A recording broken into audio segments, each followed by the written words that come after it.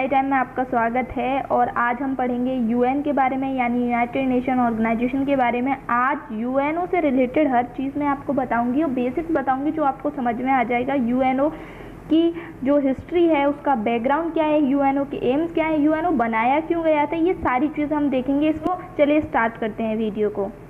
यहाँ पर देखिए, सबसे पहले ये है यूएनओ का सिंबल, 2 ऑलिव लीव्स और उनके बीच में वर्ल्ड का मैप बना हुआ है। याद रखिएगा कि यूएनओ का सिंबल इस तरीके का दिखता है। और आज की वीडियो में हम क्या क्या कवर करेंगे, आज की वीडियो में हम बैकग्राउंड और हिस्ट्री पढ़ेंगे, फैक्ट्स जानेंगे और एम्स देखेंगे। यूएनओ के क्या प्रिंसिपल्स हैं, क्या एम्स है, किन के लिए यूएनओ काम करता है, किन उद्देश्यों पे यूएनओ काम करता है, सब ऑर्गेनाइजेशन या यूएनओ के ऑर्गन्स क्या हैं, लैंग्वेजेस कौन सी यूज़ होती हैं, ये सारी चीज़ें इंपॉर्टेंट है। और आज की वीडियो पूरा देखिएगा, स्किप मत कीजिएगा, नहीं तो कुछ चीज़ें छूट जाती हैं और पूरी वीडियो समझ में नहीं आती। देखिए, सबसे पहले जान लीजिए इसका बैकग्राउंड क्या था। आपको पता है वर्ल्ड वॉर फर्स्ट का जो टाइम पीरियड है वो 1914 से लेकर 1918 का है। इस दौरान जो है वर्ल्ड वॉर फर्स्ट हुई थी। अब इसके बाद क्या हुआ, वर्ल्ड वॉर फर्स्ट हो गई, वॉर हो गई, उसके बाद एक ऑर्गेनाइजेशन 1920 में फॉर्म की गई जिसका नाम था league of nation. League of nation को फॉर्म इसलिए किया गया था कि वॉर ना हो, और यानी कि फ्यूचर वॉर को हम प्रिवेंट कर सके, फ्यूचर वॉर ना हो। लेकिन लीग ऑफ नेशन इसमें फेल हो गया। लीग ऑफ नेशन के फेल होने का कारण ये था कि इस पर कुछ ही कंट्रीज का डोमिनेंट रोल था, यानी सुपर कुछ कंट्रीज थी, उनका dominant role league of nation पे था। लीग ऑफ नेशन इंडिपेंडेंटली काम ही नहीं कर पा रहा था।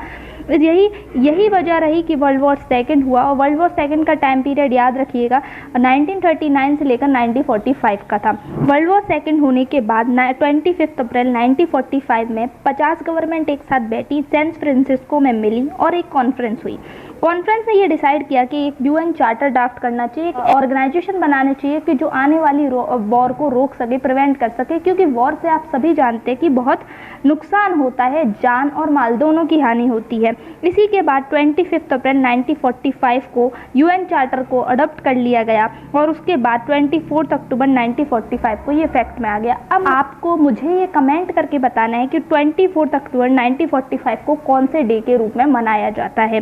तो चलिए देखिए, यूएन जब फाउंड हुआ था, यूएन जब बना था, तब उसमें 51 मेंबर स्टेट थे और आज इसमें बढ़कर 193 हो गए हैं। और 2011 में आखिरी जो मेंबर जुड़ा था वो कौन सा था, ये आप मुझे कमेंट करके बताइए और उसके बाद लास्ट में मैं आपको बता दूंगी कि वो कौन सा था 2011 में जो जुड़ा था। अब आगे देख, यूनाइटेड नेशन जो नाम था, यूनाइटेड नेशन जो नाम सजेस्ट किया था वो यूएस के प्रेसिडेंट एफ.डी. रूजवेल्ट ने किया था। उन्होंने ये नाम जो है 1 जनवरी 1942 को किया था, सजेस्ट किया था सेकेंड वर्ल्ड वॉर के दौरान।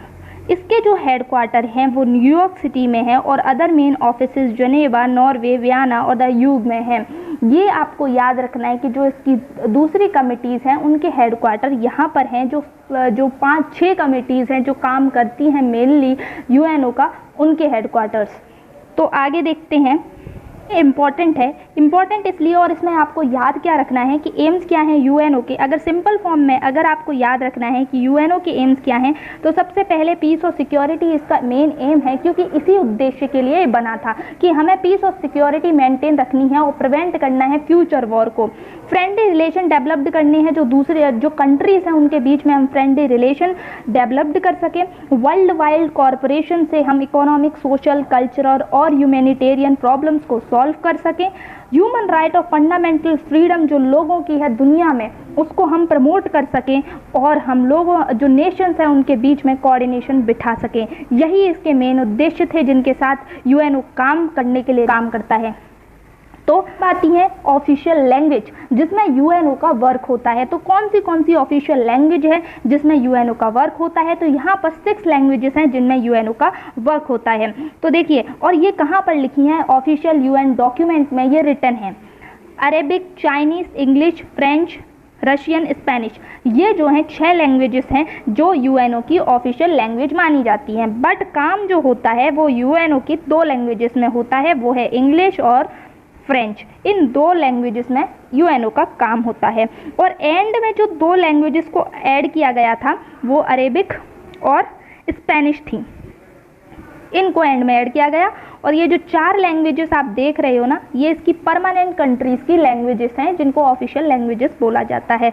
वे इसके मेन ऑर्गन्स के बारे में देखते हैं कि यूएनओ के मेन ऑर्गन्स क्या हैं। तो मेन ऑर्गन्स हैं यूएनओ के जनरल असेंबली, सिक्योरिटी काउंसिल और economic and social council, the trusteeship council, international court of justice and the UN secretariat.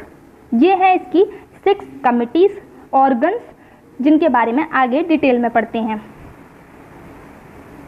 देखिए, यूएनओ की जो पहला ऑर्गन आता है, इंपॉर्टेंट ऑर्गन आता है, इसको हम वर्ल्ड पार्लियामेंट भी बोलते हैं। यूएनओ की जनरल असेंबली, इसको हम वर्ल्ड पार्लियामेंट भी बोलते हैं क्योंकि इसका काम ही वही है। ये पॉलिसी मेकिंग करती है, यानी कि यूएनओ की जितनी भी पॉलिसीज़ हैं यही बनाती है। और यूएनओ के जितने भी मेंबर स्टेट हैं वो यूएनओ की जनरल असेंबली के मेंबर भी होते हैं। जो काम करती है, किन मुद्दों पे काम करती है? पीस और सिक्योरिटी पे, बजटरी इश्यूज़ पे, किसी भी कंट्री को ऐड करना है, किसी भी कंट्री को हटाना है, किसी भी मेंबर को हटाना है, उस मुद्दे पर ये काम करते हैं। जनरल असेंबली का जो प्रेसिडेंट है वो 1 साल के लिए इलेक्ट होता है और वो माइनर कंट्रीज से होता है, और उसकी एक वजह है कि माइनर कंट्रीज के साथ एक ट्रीटी हुई थी। बिल जो होगा वो जनरल असेंबली में 2/3 वोट से पास होता है। और एक और इम्पॉर्टेंट बात कि यहाँ पर जो जनरल असेंबली का बजटरी इश्यूज़ पे जो जनरल असेंबली का फैसला होगा वो सारे कंट्रीज़ पे बाइंडिंग होगा, लेकिन अदर इश्यूज़ पे बाइंडिंग नहीं होगा। यानी कि दूसरे इश्यूज़ जो हैं बजट को छोड़कर अगर उन पे कोई जनरल असेंबली फैसला लेती है वो दूसरे कंट्रीज़ पे बाइंडिंग नहीं होगा। आगे दूसरी कमेटी को देखते हैं, वो है इंटरनेशनल जो कमेटी है। दूसरा जो ऑर्गन है वो सिक्योरिटी काउंसिल है, जिसको यूएनएससी भी बोलते हैं। इसको पुलिसमैन ऑफ वर्ल्ड बोला जाता है। इसका इम्पॉर्टेंट काम यही है कि ये सिक्योरिटी को देखता है। इसका मेन उद्देश्य क्या है, एम क्या है? मेंटेनेंस ऑफ इंटरनेशनल पीस और सिक्योरिटी।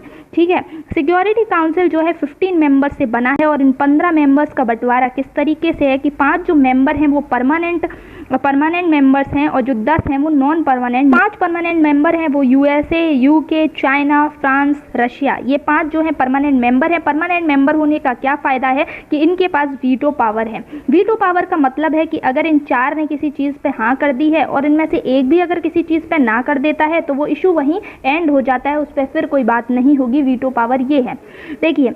और दूसरी इसी चीज़ का, इसी वीटो पावर का चाइना फ़ायदा उठाता है हर बार। कैसे? क्योंकि इंडिया चाहता है परमानेंट मेंबर बनना, लेकिन चाइना हर बार अपनी वीटो पावर लगाकर ऐसा नहीं होने देता। अब देखिए नॉन परमानेंट मेंबर्स का क्या काम है। 10 जो है नॉन परमानेंट मेंबर्स होते हैं जो 2 साल के इलेक्ट होते हैं और इनमें जो है इनके पास सिर्फ वोटिंग राइट ही होता है। अब यहाँ पर आप तीसरा है यूएन सेक्रेटरीट। यूएन सेक्रेटरीट में जो होता है वो सेक्रेटरी जनरल होता है और 10,000 इंटरनेशनल यूएन स्टाफ के मेंबर होते हैं जो डे टू डे वर्क को यूएन के देखते हैं। हेड सेक्रेटरी जनरल होता है और जनरल असेंबली और यूएनएससी के रिकमेंडेशन पे इसको अपॉइंट किया जाता है और ये 5 साल के लिए अपॉइंट होता है। इसका टर्म 5 साल का होता है और ये परमानेंट 5 कंट्रीज़ में से नहीं होता और ये डी फैक्टो स्पोक पर्सन भी होता है और चीफ एडमिनिस्ट्रेटिव ऑफिसर भी होता है। और जो प्रेजेंट में यूएन सेक्रेटरी जनरल हैं, प्रेजेंट में वो 9 सेक्रेटरी जनरल हैं और वो पुर्तगाल से हैं। उनका नाम आप मुझे कमेंट करके बताइए कि वो कौन है, उनका नाम क्या है। आगे बढ़ते हैं, यानी कि इंटरनेशनल कोर्ट ऑफ जस्टिस, जिसका नाम आप में से लगभग सभी ने सुना होगा। ये जो है प्रिंसिपल जुडिशियल ऑर्गन है यूएन का और ये जून 1945 में एस्टेब्लिश हुआ था यूएन के चार्टर से ही और इसने अपना काम 1946 अप्रैल में स्टार्ट किया था।